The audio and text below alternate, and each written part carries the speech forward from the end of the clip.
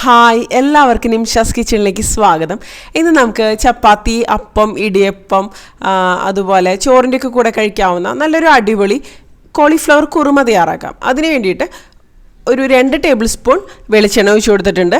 ഇതിലേക്ക് നമുക്ക് 1 ടീസ്പൂൺ പെരിഞ്ജീരകം, 2 ബേ ലീഫ്, ഒരു 1.5 ഇഞ്ച് നീളത്തിലുള്ള ഒരു കഷ്ണം കറുകപ്പട്ട, 3 ഗ്രാമ്പു, അതുപോലെ 3 ഏലക്കായും കൂടെ ചേർത്തിട്ട് ഒന്ന് ഇളക്കി കൊടുക്കുക. ആ ഒരു ഫ്ലേവേഴ്സൊക്കെ ആ ഒരു എണ്ണയിലേക്ക് നന്നായിട്ട് തന്നെ ഒന്ന് വരട്ടെ കേട്ടോ. ഇത് മതി. ഇനി ഇതിലേക്ക് നമുക്ക് സവോള മുറിച്ചത് ചേർത്ത് കൊടുക്കുക. ഒരു മീഡിയം സൈസിലുള്ള സവോളയാണ് ഞാനിതിന് വേണ്ടിയിട്ട് എടുത്തിരിക്കുന്നത് കേട്ടോ. നീളത്തിൽ ഇതുപോലെ ഒന്ന് കനം കുറച്ച് മുറിച്ചെടുത്തിട്ടുണ്ട്. ഇനി ഇതിലേക്ക് ആവശ്യത്തിന് ഉപ്പും കൂടെ ചേർത്തിട്ട് നമുക്ക് അത്യാവശ്യം നന്നായിട്ട് തന്നെ ഒന്ന് വഴറ്റിയെടുക്കാം കേട്ടോ. അത്യാവശ്യം നന്നായിട്ടൊന്ന് വഴന്നതിന് ശേഷം ഇതിലേക്ക് നമുക്ക് ഇഞ്ചി, വെളുത്തുള്ളി ചതച്ചതൊക്കെ ചേർത്ത് കൊടുക്കാം. അപ്പോൾ ഒരു 10 അല്ലി വെളുത്തുള്ളിയും ഒരു മീഡിയം സൈസിലുള്ള ഒരു കഷ്ണം ഇഞ്ചിയാണ് ഞാനിതിന് വേണ്ടിയിട്ട് എടുത്തിരിക്കുന്നത് കേട്ടോ. ഇതൊന്ന് ചതച്ചെടുത്തിട്ടുണ്ട്. ചതച്ച് വരുമ്പോൾ 1 ടേബിൾ സ്പൂൺ അളവിലാണ് വരുന്നത് കേട്ടോ. അത് ഇതിലേക്ക് ചേർത്ത് കൊടുക്കുക. പിന്നെ ഒരു 3 പച്ചമുളക് നമ്മുടെ എരിവിനനുസരിച്ച് തന്നെ ചേർത്ത് കൊടുക്കാവുന്നതുള്ളൂ കേട്ടോ. ഇനി ഇതെല്ലാം കൂടെ ചേർത്തിട്ട് നമുക്ക് വീണ്ടും നന്നായിട്ടൊന്ന് വഴറ്റിയെടുക്കുക. ആ ഒരു ഇഞ്ചിയുടെയും വെളുത്തുള്ളിയുടെ ആ ഒരു പച്ചമണം നന്നായിട്ട് മാറി വരണ്ടേ. ഇതിൻ്റെ കൂടെ ഒരു 2 തണ്ട് കറിവേപ്പിലയും കൂടെ ചേർത്തിട്ട് നല്ല പോലെ ഒന്ന് വഴറ്റിയെടുക്കുക കേട്ടോ. നന്നായിട്ടൊന്ന് റെഡി ആയിട്ട് വരട്ടെ. ഈ സവോളയൊക്കെ നന്നായിട്ട് വഴന്ന് വരുമ്പോഴാണ് ഈ ഒരു കുറുമ നല്ല ടേസ്റ്റി ആയിട്ട് തന്നെ മാറുക കേട്ടോ. എളുപ്പത്തിൽ തന്നെ ഉണ്ടാക്കിയെടുക്കുകയും ചെയ്യാം. നല്ല ടേസ്റ്റിയാണ്. കോളിഫ്ലവറിൻ്റെ സാധാരണ കറികളൊന്നും ഇഷ്ടപ്പെടാത്തവർക്ക് പോലും ഇഷ്ടപ്പെടും ഈ ഒരു കറി എന്ന് പറയുമ്പോൾ. കണ്ടില്ലേ, ഈ ഒരു രീതിയിൽ നന്നായിട്ട് തന്നെ ഒന്ന് വഴന്ന് വന്നിട്ടുണ്ട്. ഇനി ഇതിലേക്ക് നമുക്ക് മസാലപ്പൊടികളൊക്കെ ചേർത്ത് കൊടുക്കുക. ഒരു 1/4 ടീസ്പൂൺ മഞ്ഞൾപ്പൊടി, അതുപോലെ 1 ടേബിൾ സ്പൂൺ അളവിൽ മല്ലിപ്പൊടി, പിന്നെ 3/4 ടേബിൾ സ്പൂൺ അളവിൽ മുളക് പൊടി എരിവിനനുസരിച്ച് ചേർക്കാം. കാശ്മീരി മുളക് പൊടിയും എരിവെള്ള മുളക് പൊടിയും കൂടെ വേണമെങ്കിൽ മിക്സ് ചെയ്തിട്ട് അങ്ങനെ വേണമെങ്കിലും ചേർക്കാവുന്നതുള്ളൂ കേട്ടോ. ഇനി എല്ലാം കൂടെ ഒന്ന് കുറഞ്ഞ തീയിൽ വെച്ചിട്ട് ഇതുപോലെ ഒന്ന് ഇളക്കി കൊടുക്കുക. ആ ഒരു പൊടികളുടെ ആ ഒരു പച്ചമണക്കൊന്ന് മാറി വരട്ടെ കേട്ടോ. ഇത് മതി. ഇനി ഇതിലേക്ക് ഞാൻ ഒരു നല്ല പഴുത്ത തക്കാളി ഒന്ന് മുറിച്ചത് ചേർത്ത് കൊടുക്കുന്നുണ്ട്. ഇതും കൂടെ ചേർത്ത് നന്നായിട്ടൊന്ന് മിക്സ് ചെയ്ത് കൊടുത്തതിന് ശേഷം ഈ തക്കാളി നന്നായിട്ടൊന്ന് ഉടഞ്ഞ് ഈ ഒരു മസാലയായിട്ട് നന്നായിട്ടൊന്ന് യോജിച്ച് വരണം കേട്ടോ. അപ്പോൾ അടച്ച് വെച്ചതിന് ശേഷം കുറഞ്ഞ ഫ്ലെയിമിൽ വെച്ചിട്ട് നമുക്കിതൊന്ന് നന്നായിട്ടൊന്ന് കുക്ക് ചെയ്തെടുക്കുക. ഈ ഒരു സമയം കൊണ്ട് നമുക്കിതിന് വേണ്ടിയിട്ടൊരു നാളികേരത്തിൻ്റെ ഒരു പേസ്റ്റ് തയ്യാറാക്കണം. അപ്പോൾ ഇതിന് വേണ്ടിയിട്ട് ഞാനൊരു 1/2 കപ്പ് നാളികേരം ചിരകിയതിലേക്ക് 1 ടീസ്പൂൺ പെരിഞ്ജീരകം ചേർക്കുന്നുണ്ട്. പിന്നെ ഇതിലേക്കൊരു 5-6 കാഷ്നട്ട് ചേർത്ത് കൊടുക്കുന്നുണ്ട്. പിന്നെ വേണ്ടത് നമുക്കിതിലേക്ക് പൊട്ടുകടലയാണ് കേട്ടോ. അതും 1 ടേബിൾ സ്പൂൺ അളവിലാണ് പൊട്ടുകടല ചേർക്കുന്നത്. പിന്നെ ഞാനിതിന് വേണ്ടിയിട്ട് എടുക്കുന്നത് കശകശിയാണ്. അതായത് ഈ മസാലയുടെ കൂടെയൊക്കെ കിട്ടില്ലേ, കസ്കസ് എന്നൊക്കെ പറയുന്ന ആ ഒരു സംഭവം, അതും 1 ടേബിൾ സ്പൂണിൻ്റെ അടുത്ത് തന്നെ ചേർക്കുന്നുണ്ട്.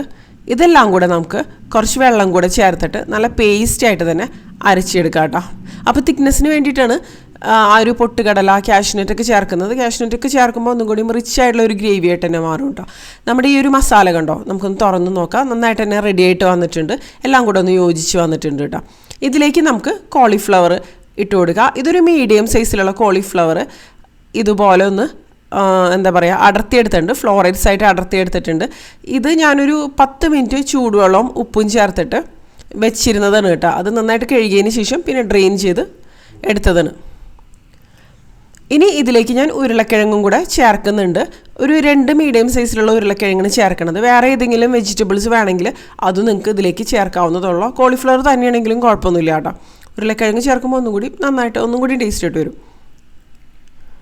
ഇനി ഇതെല്ലാം കൂടെ നന്നായിട്ടൊന്ന് മിക്സ് ചെയ്ത് കൊടുക്കുക. അതിനു മുമ്പ് ഇതിലേക്ക് ആവശ്യത്തിനുള്ള ഉപ്പും കൂടെ ഈ ഒരു സമയത്ത് നമുക്ക് ചേർത്ത് കൊടുക്കാം കേട്ടോ.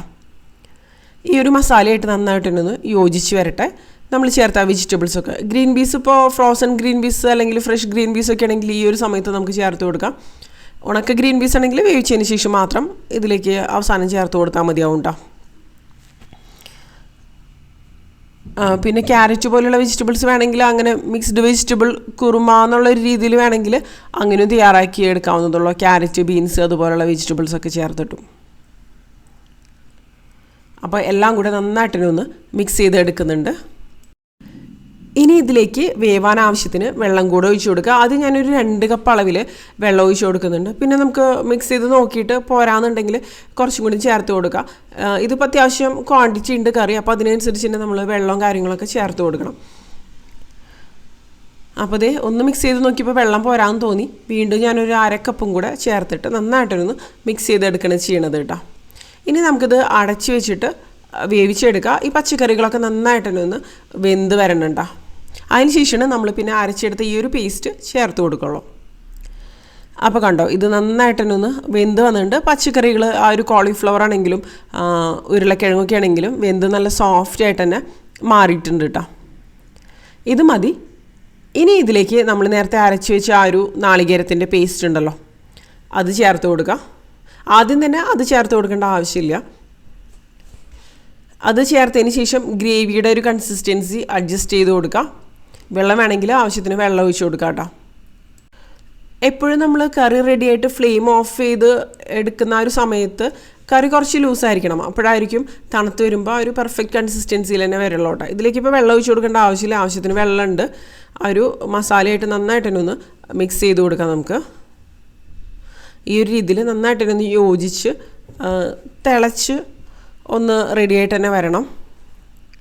അപ്പോൾ നമുക്കിതിന് ഒരു ലോ ഫ്ലെയിമിലേക്ക് തന്നെ വെച്ച് കൊടുക്കുക. അതിന് ശേഷം അടച്ച് വെച്ചിട്ട് ഒരു 10 മിനിറ്റ് ഒന്ന് കുക്ക് ചെയ്തെടുക്കാം കേട്ടോ. അപ്പോഴേക്കും ഇത് നല്ല അടിപൊളിയായിട്ട് തന്നെ റെഡിയായിട്ട് വരും. ഇതിലേക്ക് ഞാൻ 1 ടീസ്പൂൺ ഗരം മസാല പൗഡറും കൂടെ ചേർക്കുന്നുണ്ട്. ഇതിപ്പോൾ ഹോം മെയ്ഡ് ഗരം മസാലയാണ്. ഒരുപാട് സ്ട്രോങ് ആയിട്ടുള്ളതാണെങ്കിൽ ഇത്രയ്ക്ക് അളവിൽ ചേർക്കണ്ട കേട്ടോ. കാരണം നമ്മൾ ഹോൾ സ്പൈസസും ഇതിനു മുമ്പ് തന്നെ ചേർത്തിട്ടുണ്ടായിരുന്നല്ലോ. എല്ലാം കൂടെ നന്നായിട്ടൊന്ന് മിക്സ് ചെയ്ത് കൊടുക്കുക. എല്ലാം കൂടെ നന്നായിട്ടൊന്ന് തിളച്ച് ആ ഒരു ഗ്രേവിയുടെ ഒരു പച്ചമണം കാര്യങ്ങളൊക്കെ ഒന്ന് മാറി വന്നാൽ തന്നെ മതിയാവും കേട്ടോ. അപ്പോൾ ഇത് നമുക്ക് ബ്രേക്ക്ഫാസ്റ്റിൻ്റെ കൂടെയോ ലഞ്ചിൻ്റെ കൂടെയോ ഡിന്നറിൻ്റെ കൂടെയോ എന്തിൻ്റെ കൂടെ വേണമെന്നുണ്ടെങ്കിൽ നന്നായിട്ട് വരും. പിന്നെ ഈ ഒരു സമയത്ത് തന്നെ ഞാൻ ഉപ്പും അഡ്ജസ്റ്റ് ചെയ്ത് കൊടുക്കുന്നുണ്ട് കേട്ടോ. പിന്നെ നിങ്ങൾക്ക് മല്ലിയിലയുടെ ഫ്ലേവർ ഇഷ്ടമാണെന്നുണ്ടെങ്കിൽ അവസാനം കുറച്ച് മല്ലിയില മുറിച്ചതും കൂടെ ചേർത്ത് കൊടുക്കാവുന്നതുള്ളൂ. ഗ്രേവിയൊക്കെ തിളച്ച് ഒന്ന് ചെറുതായിട്ടൊക്കെ ഒന്ന് കുറുകി വരും. ആ ഒരു സ്റ്റേജ് ആകുമ്പോൾ തന്നെ നമുക്ക് ഫ്ലെയിം ഓഫ് ചെയ്ത് കൊടുക്കാം കേട്ടോ. ഒരുപാട് സമയമൊന്നും തിളപ്പിച്ചെടുക്കേണ്ട ആവശ്യമില്ല.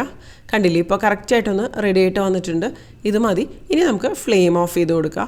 അപ്പോൾ നമ്മുടെ നല്ല ടേസ്റ്റി ആയിട്ടുള്ള കോളിഫ്ലവർ കുറുമ റെഡി ആയിട്ട് വന്നിട്ടുണ്ട്. നമുക്കിഷ്ടപ്പെട്ട എന്ത് കോമ്പിനേഷൻസിൻ്റെ കൂടെ വേണമെന്നുണ്ടെങ്കിലും കഴിക്കാവുന്നതുള്ളൂ കേട്ടോ. അപ്പോൾ എല്ലാവരും തയ്യാറാക്കി നോക്കുക. അതുപോലെ വീഡിയോനെക്കുറിച്ചുള്ള നിങ്ങളുടെ അഭിപ്രായങ്ങൾ തീർച്ചയായിട്ടും താഴെ കമൻറ്റ് ബോക്സിൽ പ്രതീക്ഷിക്കുന്നു കേട്ടോ. നിങ്ങളുടെ സപ്പോർട്ടാണ് വീണ്ടും വീണ്ടും വീഡിയോസ് ചെയ്യാനുള്ള ഒരു ഇൻസ്പിറേഷൻ എന്ന് പറയുന്നത്. അപ്പോൾ പ്ലീസ് സപ്പോർട്ട് മീ. അപ്പോൾ ഞാനിപ്പോൾ ഇന്ന് ചപ്പാത്തി ഉണ്ടാക്കിയിട്ടുണ്ടായിരുന്നു ഈ ഒരു കറി വെന്ത് വരുന്ന ഒരു സമയം കൊണ്ട്. അപ്പോൾ ഇതിൻ്റെ കൂടെയാണ് കേട്ടോ കഴിക്കണത്. അപ്പോൾ ഇതിൽ നല്ല വീഡിയോസായിട്ട് നമുക്ക് വീണ്ടും കാണാം. നിങ്ങൾക്ക് ഏത് ടൈപ്പ് റെസിപ്പീസാണ് വേണ്ടതെന്ന് വെച്ചാൽ അതും കമൻറ്റ് ബോക്സിലൊന്ന് മെൻഷൻ ചെയ്യണമെന്നുണ്ടെങ്കിൽ എനിക്ക് അതിനനുസരിച്ച് വീഡിയോസ് ചെയ്യാനൊക്കെ പറ്റുമല്ലോ. നല്ല ഫ്ലേവറോട് കൂടിയിട്ടുള്ള നല്ല സിമ്പിളായിട്ടുള്ളൊരു കറി തന്നെയാണ്. അപ്പോൾ തീർച്ചയായിട്ടും ഇഷ്ടപ്പെടുമെന്ന് വിചാരിക്കണം.